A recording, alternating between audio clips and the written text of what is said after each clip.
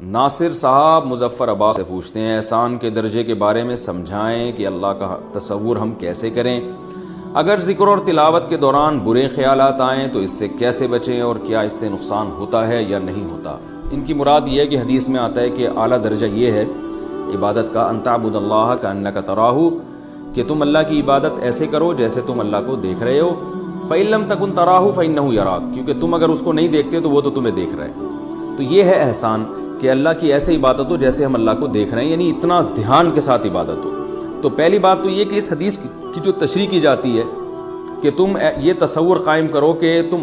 اللہ کو دیکھ رہے ہو، اور اگر یہ تصور نہیں ہو سکتا تو یہ کر لو کہ اللہ تمہیں دیکھ رہا ہے، تو یہ تشریح غلط ہے، کیونکہ حدیث کا جو پہلا جملہ ہے نا اس میں یہ ہے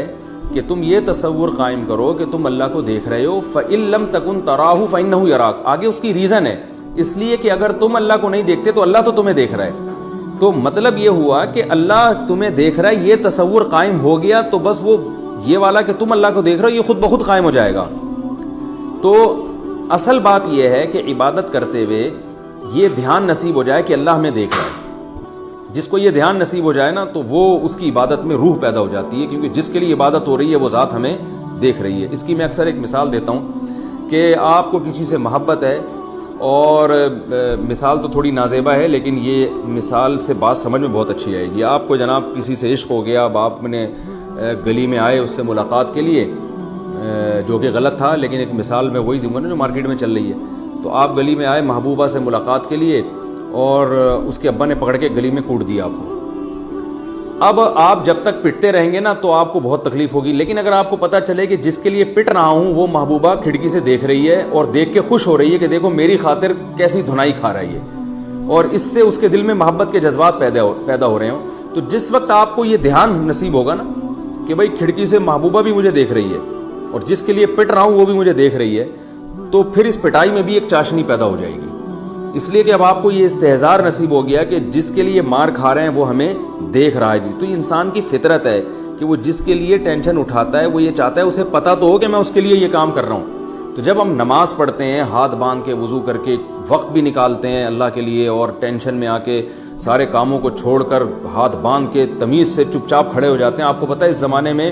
سب سے مشکل کام انسانوں کو چپ کرانا ہے۔ میں تو صبح پارک میں دیکھتا ہوں لوگ اس میں بھی چہل قدمی کرتے ہوئے باتیں کر رہے ہوتے ہیں، چپ ہی نہیں ہوتے۔ بس میں 2 آدمی بیٹھ جائیں وہ باتیں، جہاز میں بیٹھ جائیں وہ باتیں، کہیں خاموشی کا رواج ہی نہیں ہے۔ دنیا کا سب سے مشکل کام آج کل چپ بیٹھنا بن گیا ہے، ہر کام میں ٹانگ اڑانا، ہر ایک کے کام میں دخل اندازی دینا۔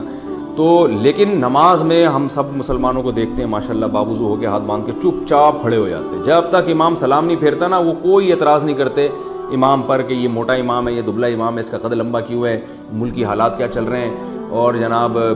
یہ گرمی کیوں ہو رہی ہے، سردی کیوں ہو رہی ہے، اے سی کم کرو، اے سی تیز کرو، چوپ چاپ آرام سے کھڑے ہوتے ہیں تمیز سے۔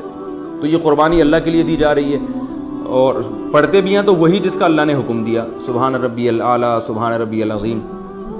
تو اس وقت اگر یہ استحضار نصیب ہو جائے کہ میں اپنے کاروبار کو، اپنے بزنس کو چھوڑ کر جس ذات کے لیے آیا ہوں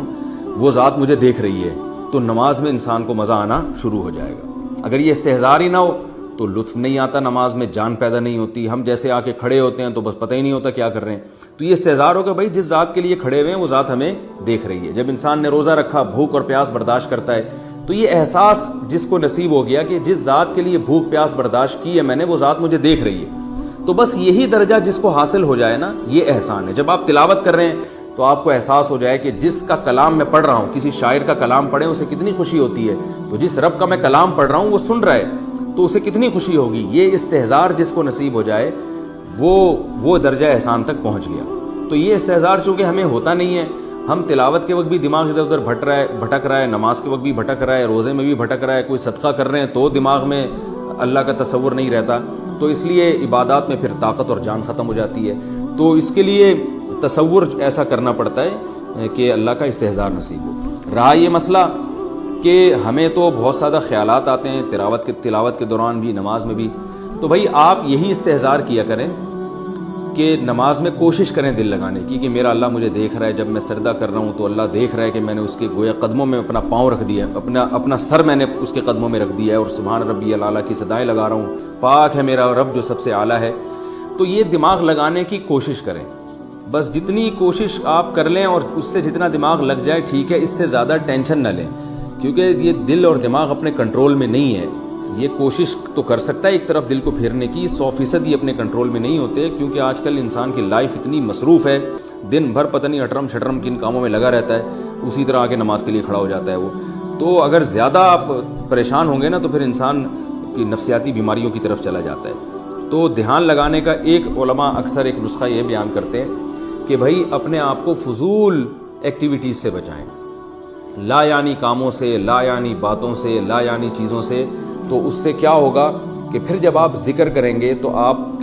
کو اللہ کا دھیان نصیب ہوگا۔ ہمارے ساتھ ہوتا یہ ہے کہ اللہ کا دھیان ہمیں نصیب جیسے ہی ہونے لگتا ہے نا، تھوڑا تھوڑا ذکر کر کے تلاوت اور نماز سے، تو پھر فضولیات میں اتنا مشغول ہو جاتے ہیں کہ وہ تھوڑا بہت جو دھیان لگاتا وہ اور جو کیفیات پیدا ہوئی تھی وہ ساری ختم ہو جاتی ہیں۔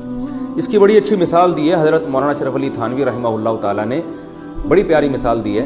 فرمایا ہماری کیفیات کی مثال ایسے ہے کہ کچھ عبادت اور کچھ نماز تہجد پڑھ کے تھوڑی سی کیفیات بنتی ہیں، لیکن ہم الٹے کام اتنے کرتے ہیں کہ وہ کیفیات جو تھوڑی سی بنی تھیں وہ بھی غائب ہو جاتی ہیں۔ بڑی پیاری مثال دی ہے کہ ایک آدمی شیشے کے برتن پوٹلے میں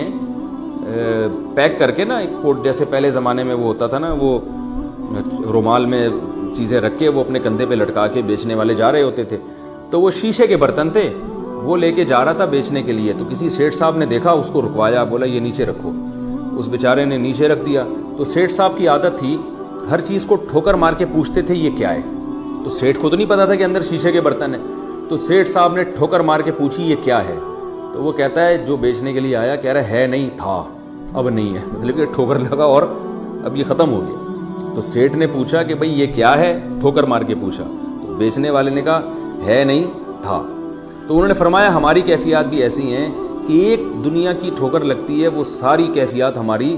شیشے کی طرح چور چور ہو جاتی ہیں۔ تو ضروری ہے کہ عبادت میں، نماز میں جب آپ دل لگائیں تو دیگر ایکٹیویٹیز میں جو فضول ہیں، جو کام کی ہیں وہ تو ضروری ہیں، جو فضول ہیں، بیکار کے قصے کہانیاں، فضول گپیں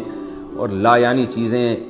واٹس ایپ پہ بیٹھے ہیں تو بیٹھتے ہی چلے گئے ہیں، نیٹ پہ بیٹھے ہوئے تو اٹھنے کا نام ہی نہیں لے رہے، پولیس بلوانی پڑ رہی ہے اٹھانے کے لیے ان کو فیس بک سے۔ تو ایسی لا یعنی چیزوں میں جب آپ کے کئی گھنٹے خرچ ہوں گے اور اللہ کے ذکر میں 10 منٹ خرچ ہوں گے تو اللہ کے ذکر میں دل کہاں لگے گا، وہ تو وہی لا یعنی چیزیں آتی رہیں گی۔ تو دھیان لگانے کے لیے یہ بھی ضروری ہے کہ اپنے آپ کو فضول اور لا یعنی کاموں سے بچایا جائے۔ پھر بھی اگر دھیان نہ لگے تو کوئی بات نہیں، معاف ہے، اس سے کوئی نقصان نہیں ہوتا، بلکہ اس پہ بھی اجر ملتا ہے کہ اس کا دل لگ نہیں رہا پھر بھی اللہ کی عبادت